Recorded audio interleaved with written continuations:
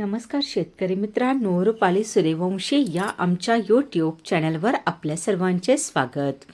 आज आपण कृषी उत्पन्न बाजार समिती नाशिक येथील कांदा बाजारभाव पाहणार आहोत.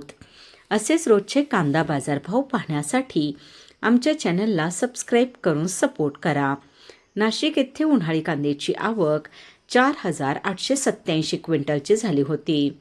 उन्हाळी कांद्याला भाव मिळाला आहे किमान दर 450 रुपये, कमाल दर 2,000 रुपये, सर्वसाधारण दर 1,450 रुपये असे होते नाशिक येथील प्रति क्विंटलमधील कांदा बाजार भाव.